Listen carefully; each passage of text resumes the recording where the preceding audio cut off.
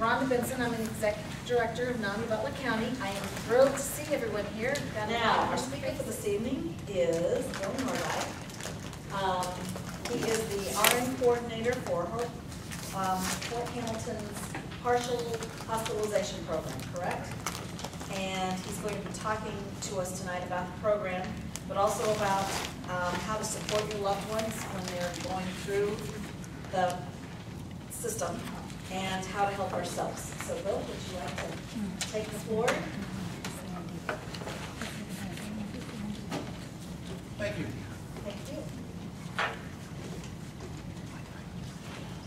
Again, my name is Bill Nordyke. I'm an RN. I've worked with the partial hospital program, which is outpatient mental health, at Fort Hamilton, I think since about 1999. Okay? You know, it's one of those deals where you go and you say, well, I'll probably be here for about 5 years, and then at some point down the line you go, whoa, what happened? I'm still there. I started my career as an RN in the emergency department at University Hospital sometime in the 70s.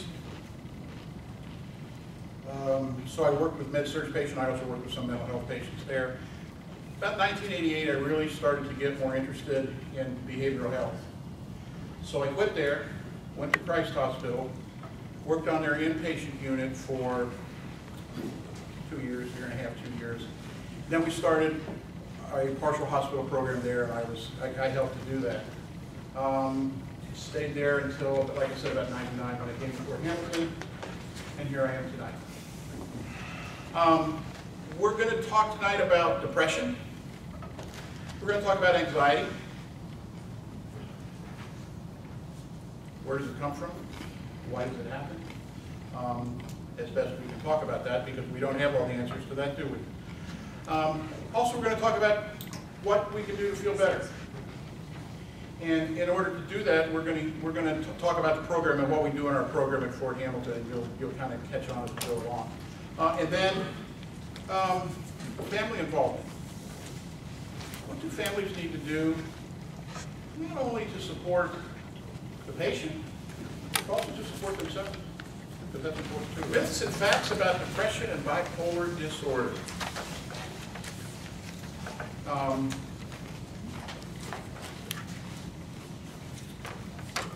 Lots of folks have depression, lots of folks being diagnosed with bipolar.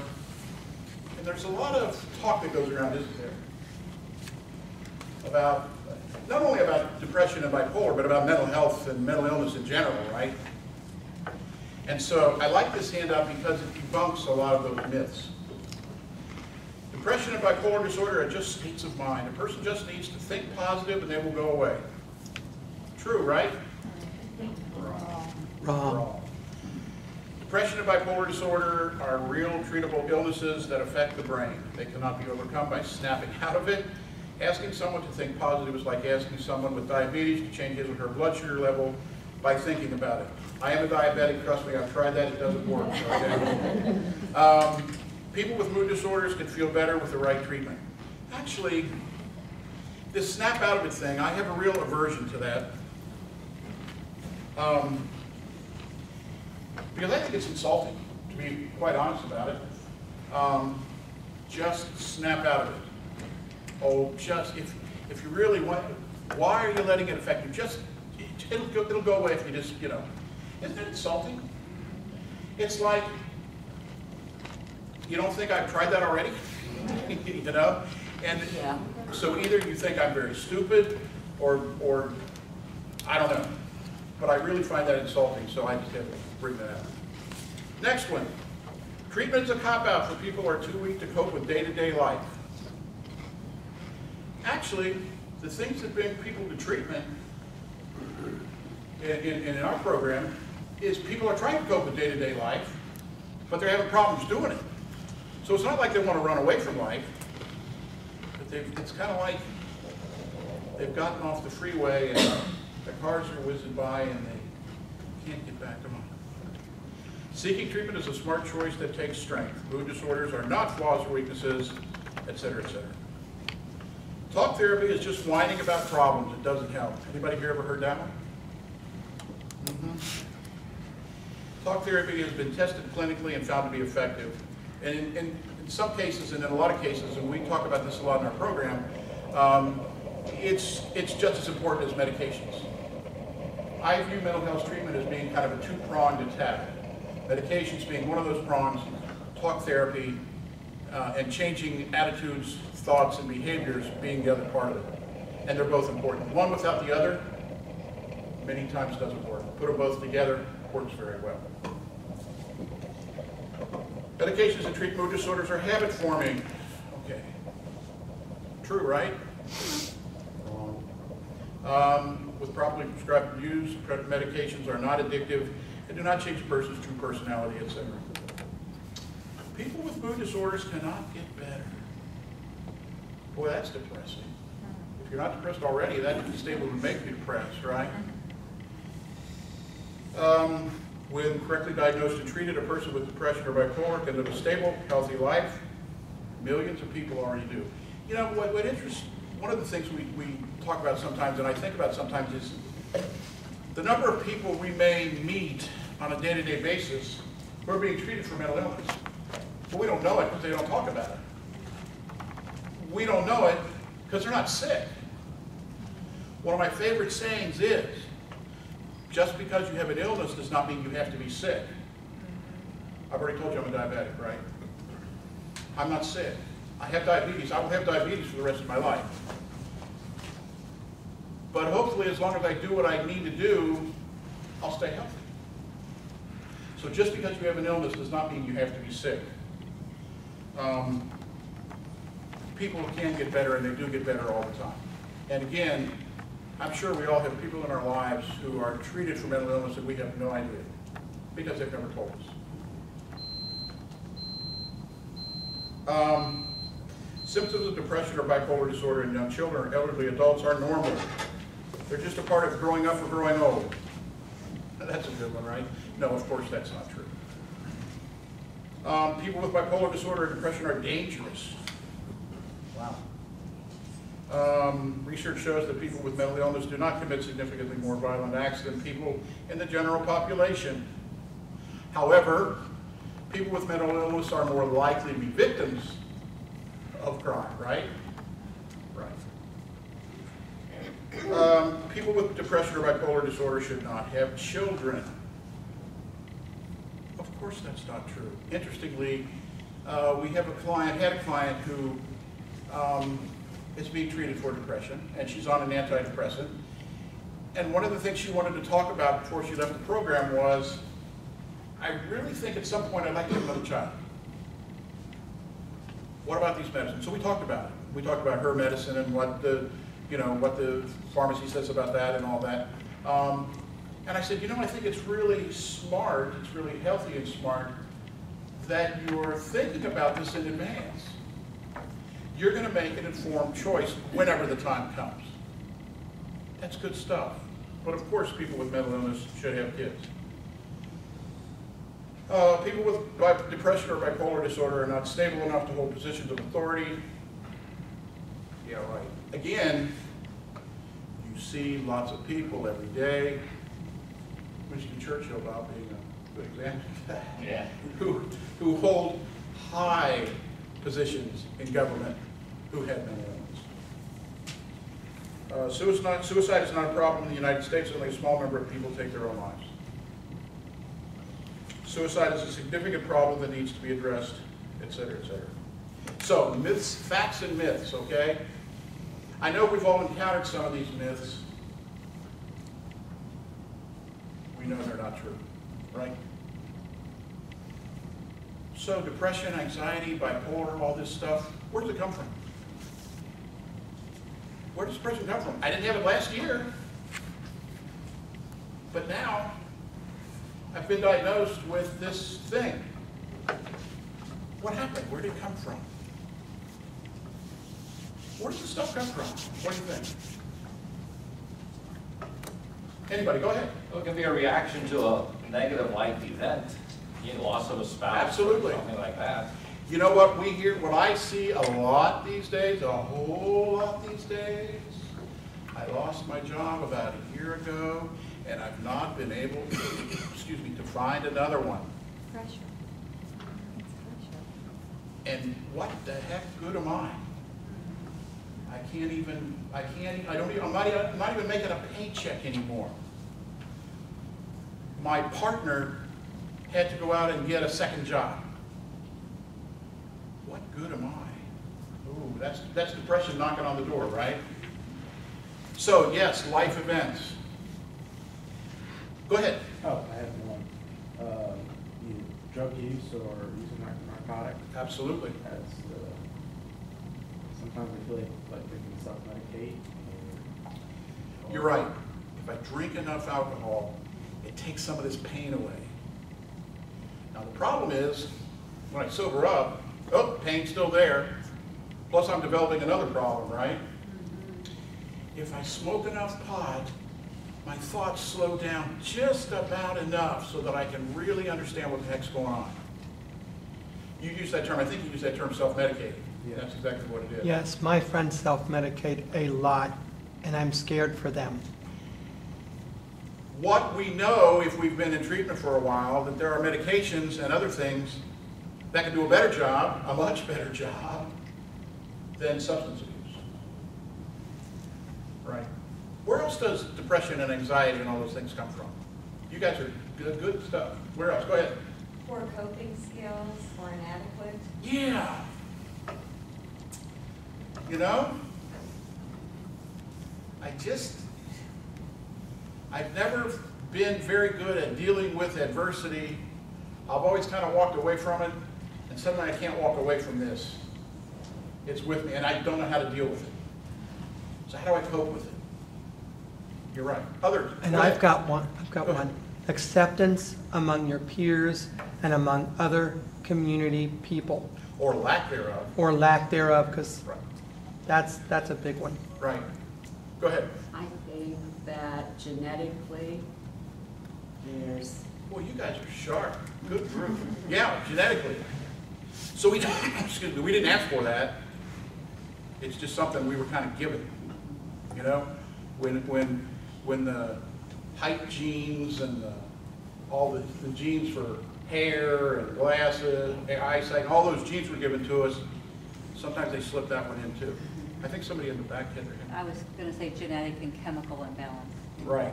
Chemical imbalance. Yeah, that's what it's all about. Chemical imbalance is a phrase that I usually only hear used for mental health. That's not really accurate, okay? I've already told you I'm a diabetic. I know you get tired of hearing me say it. In my pancreas, there's a chemical imbalance. That's why I'm a diabetic. If you're not a diabetic, that means your pancreas is working just fine. Thank you very much. So when you look at it, about any illness you want to name is a chemical imbalance. Mental illnesses are chemical imbalances that occur in our brain. And in our society, we don't do a real good job, I don't think. We separate the mind and the body. Oh, if it happened to your body, get it fixed. If it's happening in your brain, for God's sakes, don't tell anybody about it. Go hide, go hide in your bedroom. Oh my goodness, that's crazy.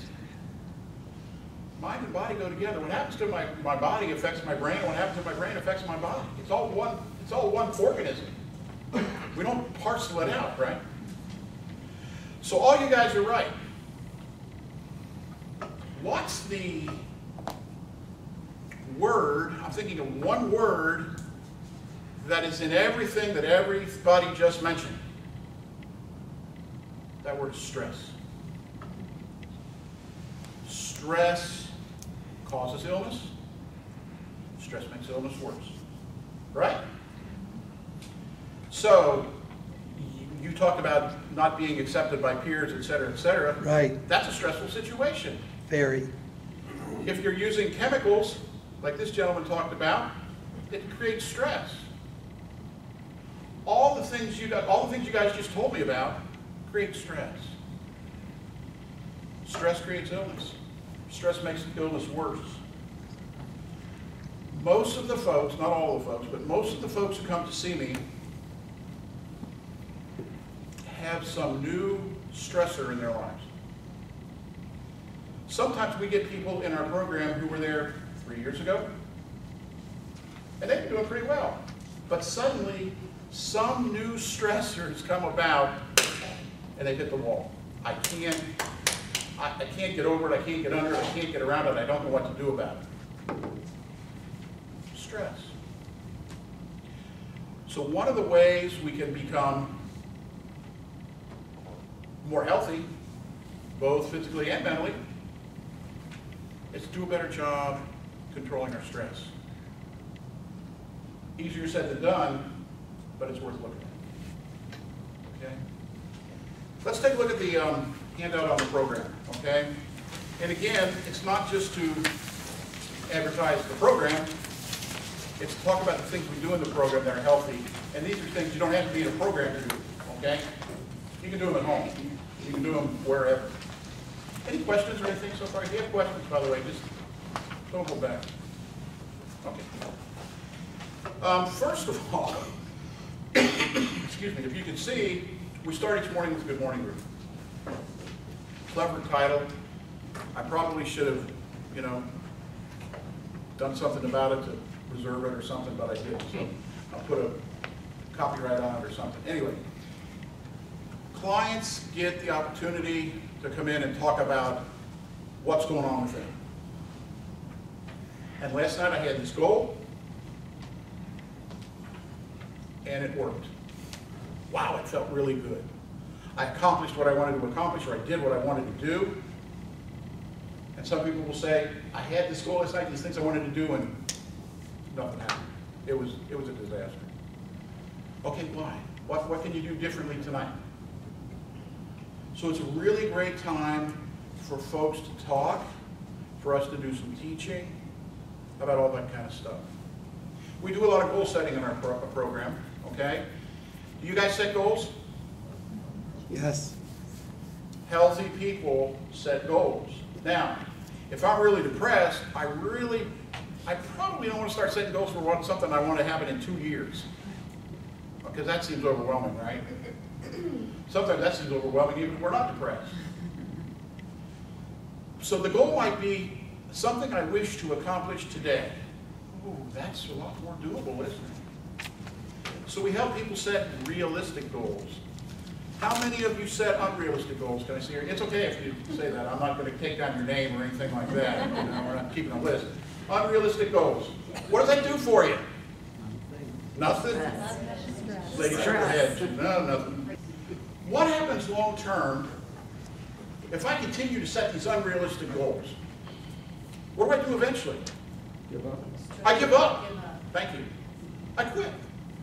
I get sick and tired of never reaching my unreachable goals. So I quit. I say, that's it. Heck with it. We talk a lot in our program about anger management. Anger is one of those emotions that gets some of us in trouble. I was going to say a lot of us in trouble, but I don't know this group that well, so I'll just say some of us in trouble. Okay. One of my favorite sayings is, it's not my anger that gets me in trouble, it's what I do with my anger that gets me in trouble. So figuring out healthy ways to deal with our anger can really bring our stress level down. And the other thing we haven't talked about yet is self-esteem, right? Oh, we didn't even talk about that. I forgot about that. Gee. Self-esteem. What is self-esteem? The way we feel about ourselves. Thank you. So if I don't like how I handle my anger, chances are good I don't like myself very much. I get in situations and afterwards I go, oh my God, I did it again. I lost my temper, I yelled, I screamed, or whatever. I am just, oh man, I'm not a very good person. So if I work on my anger and learn healthy ways to deal with my anger, I feel better about myself. My self-esteem goes up. When self-esteem goes up, what happens to depression? Goes down. It goes down. What happens to anxiety? Goes down. Goes Mood down. swings, down. All that stuff's down. You get the idea. Personal coping and stress management. Not only is it one of the cornerstones of our program, I think, as I indicated a little bit ago, I think it's one of the keys in being healthy. Now here's the deal. Everybody in this room has healthy ways that you deal with stress. Good. Congratulations. Everybody in this room has unhealthy ways you deal with stress. We all do. How do I know that? Because we're human. So one of the tricks to becoming a better stress manager is figuring out what's healthy and works, what's not healthy and doesn't work. What's healthy and works, keep it. Use it. Yeah. Maybe use it more than I'm using it. What's not healthy or what doesn't work, what do I want to do with it? Get rid of it, right? I want to throw it out. Crumple it up, throw it in the waste can. I don't know what a waste can is, but wherever it is there. Here's the deal. In order for me to get rid of unhealthy ways that I cope, it's probably not good enough to just say, I'm not going to do that anymore. This lady over there shaking her head, and she's right. What happens? Usually, when you say that, you don't keep those reality checks. The next time I get in that same situation, what do? I go Same back to thing. what I've been doing. So, if every time I have a bad day at work, which doesn't happen very often, thank goodness, but whenever I have a bad day at work, if I go home and yell at the kids and kick the dog, isn't that the way that old saying went? Kick the kids, yell at the dog, I don't know, anyway. If I do that, and I'm thinking about it, and I'm thinking, you know what? That's not me. Why do I do that? No, I don't want to do that anymore. But as we've all said, that's not enough, because the next time I've been at work, guess what? Look out, kids, look out, dog, here I come. What I need to do is I need to come up with an alternative. Something else to do to relieve my stress so I don't take it out on my family and the poor dog. Can't forget about the dog. Okay. So, I have a friend at work, and I get together with them and I say, hey, here's the deal. I'll make you a deal. We'll form a little partnership. Can we use each other to vent when we're having a bad day? Can I call you when I'm having a bad day or when I've had a bad day in maybe 5 minutes? You know, maybe 10? And you can do, excuse me, and you can do the same thing with me. And this other person says, sure, that's great, Bill. Yeah, that could really be helpful for me. And I do that. Guess what? The kids and the dog are now probably safe. I have a new way to deal with my stress that's a lot better than the way I was dealing with it. But I had to do it. I had to think of something, and then I had to put it in motion. I also had to do it. It works. So that's one of the ways we become a better stress manager. Okay? Are relationships stressful? Very. They can be, can't they? The relationships with people we don't know very well or people we know real well? Both. Okay, you're right. Relationships are a huge cause of stress. Sometimes the closer we are to the person, the more stress it creates. You know? If I have an argument with somebody at the hospital, it's no big deal. If I have an argument with my wife, oh, that could be a big deal. Yeah. So what we really need to do is we need to be aware of the relationships we're in and how we're doing in those relationships. And then I was talking to Kathleen, oh, there you are back there. I was talking to Kathleen before we started tonight. We were talking about setting boundaries. Do we need to set boundaries in relationships? Of course. We sure do. With any relationship, and every relationship, we need to set boundaries. What happens if we don't set boundaries? Things could go horribly wrong. They could force you to do something you don't want to do when you don't want to do it. Usually they do go horribly wrong. Yeah. So, boundaries in relationships and being more healthy in our relationships, again, what does it do to our stress? It brings it down. And we've already said when the stress is going down, the self-esteem is going up, and we know what else is happening. Okay? We talk about wellness. We talk about relapse prevention. It's not just about getting better. It's about getting better and then staying better. We can't just say, Okay. Yeah, I started taking these medicines, and yeah, I'm talking to the therapist, and I'm feeling better. So you know what? I really don't need those medicines anymore, and I'll just cancel that next therapy. I was talking to a nurse in the hospital probably a month ago. She works in cardiac. She works with cardiac patients.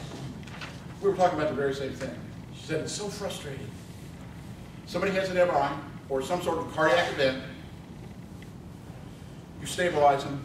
You talk to them about their diet. You talk about exercise. You do it. And at first, they're enthusiastic.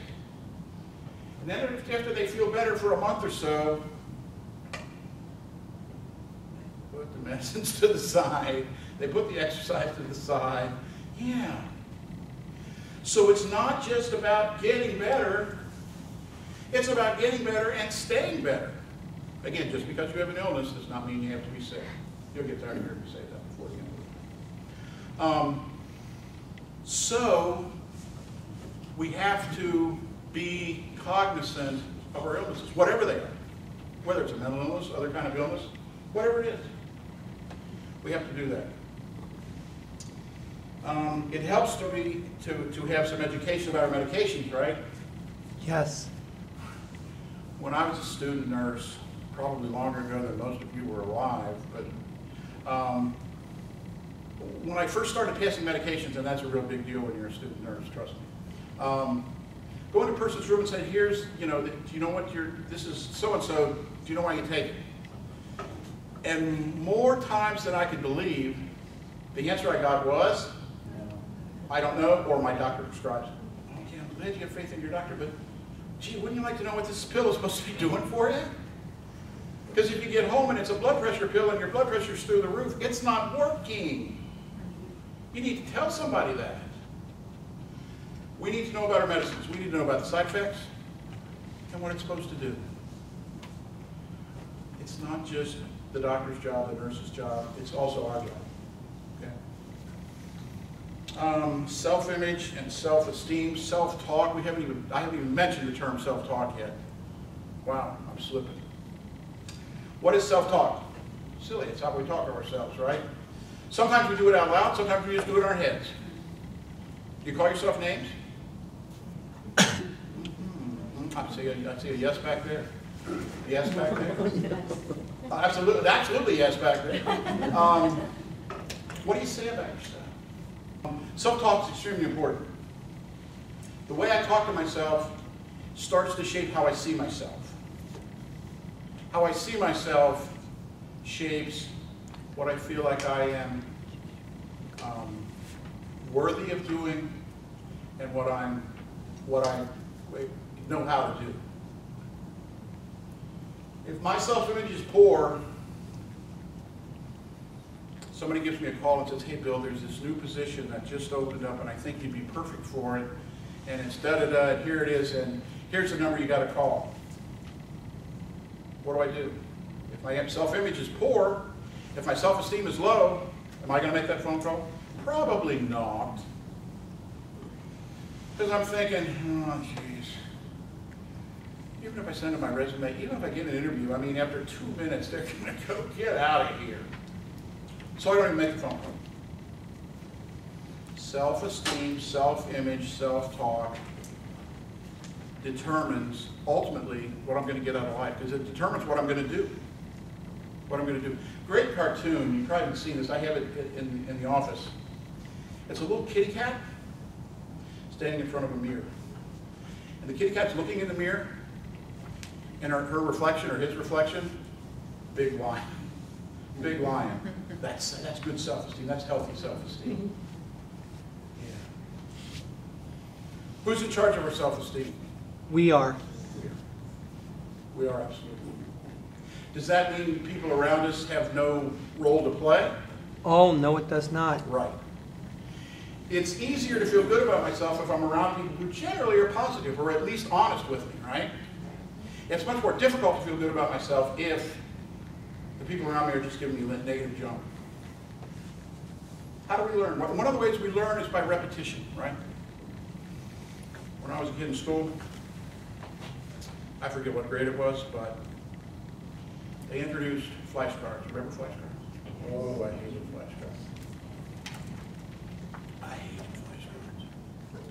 Sometimes 7 is, wait. Eventually I got the answer, but it took a while. I felt dumb. My mom liked flashcards so much that guess what? She got some for at home. Oh yeah, I had them at school, I had them at home, couldn't get away from her. But you know what? Eventually I learned 7 times 7 is 49. I didn't have to think about it. I didn't have to use my fingers, my toes, nothing. I just knew it.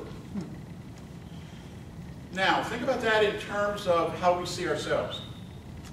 If there are people in our lives, or there were people in our lives, giving us a lot of negative garbage, negative junk, if we heard it often enough, what happened? We started to believe it. So if you constantly hear, you're not good enough, you'll never make it. Eventually, that becomes your mantra. I'm not good enough, I'll never make it. So again, why try?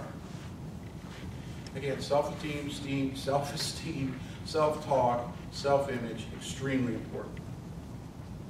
What about lifestyle factors, folks? I don't know how many people we have tonight. There's a lot of people in this room. Probably a lot of different kinds of lifestyles. That's okay. There's nothing wrong with that. The point is, my lifestyle habits, are they creating stress for me, or are they taking stress away? So if I'm staying up till all hours of the night and then trying to get up at 6 o'clock in the morning and go to work or go to school, I may not be working very well. My lifestyle of staying up late may be working against me. So maybe I just need to get more sleep. What about the foods we eat? Do they create stress for us sometimes, or take stress away? Absolutely. Absolutely. Fast food. Not good.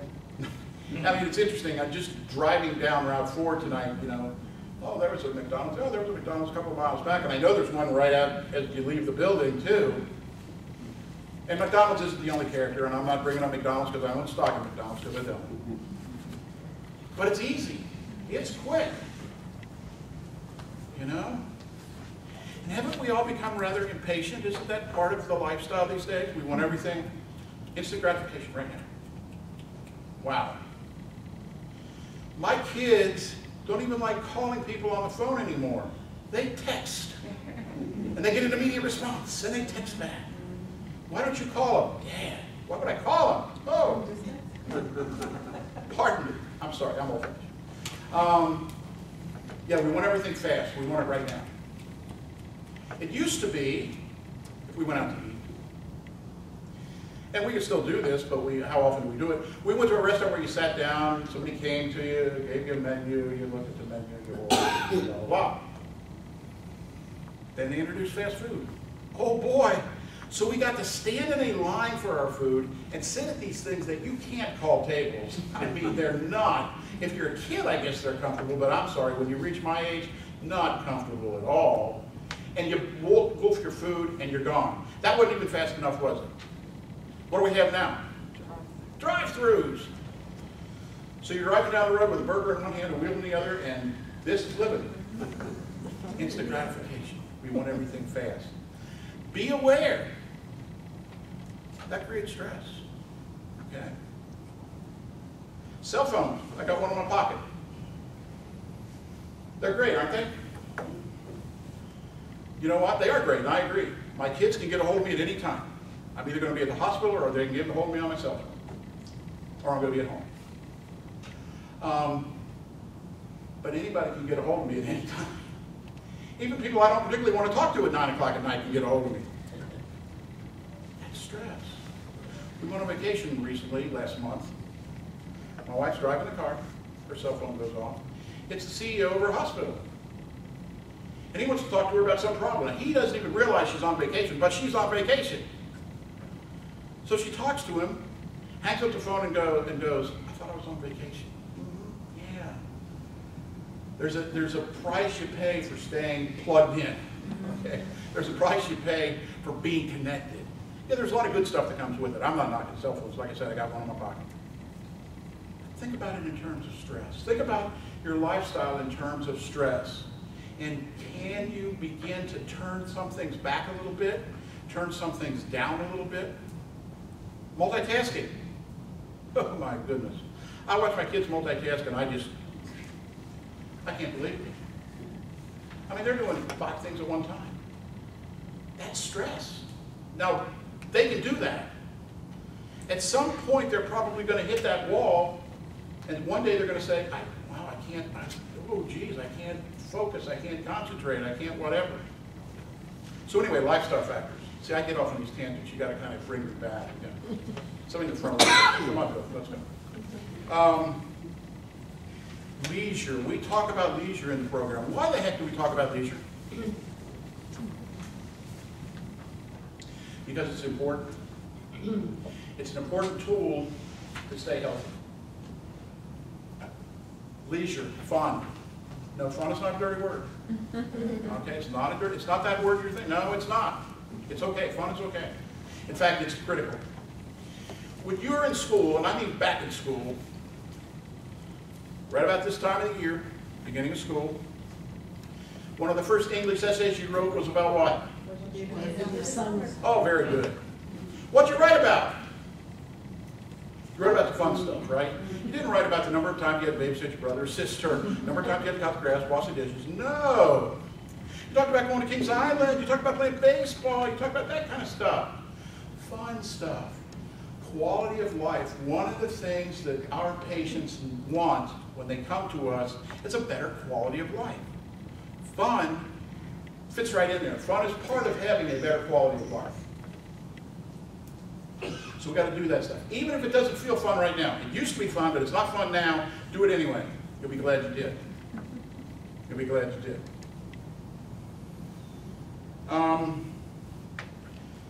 The other thing is communication. We talk a lot about assertiveness, okay? We all know what that is, right? It's not being passive, it's not being aggressive, it's right in the middle, it's being assertive. Sticking up for your rights, and you don't violate the rights of other people.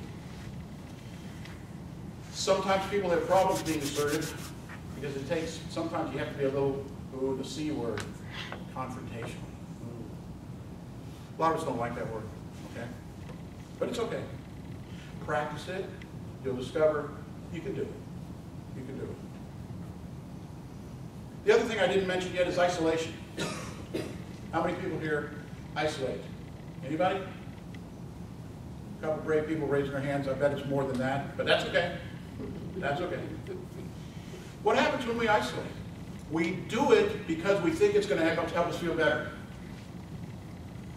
Oh, I just need to get away from all these people. So I'm going to go in that office and I'm going to close the door, like you said, close the door and roll chains. And then I come out later and I hear you guys laughing, or I'm in the office and I hear you guys laughing. I come out later and you've all gone. And how do I feel? I feel very sad. I did it, I isolated myself because I thought it was going to make me feel better. The end result was it made me feel worse. But what happens when we isolate so long? It's like we got a ball and chain hooked to our leg. We can't get out of the house. We haven't returned phone calls in so long, we're afraid to call somebody because we think they're going to yell at us. So our isolation really helps us to become ill or stable. Well, Bill, this was wonderful. Thank you so much for coming.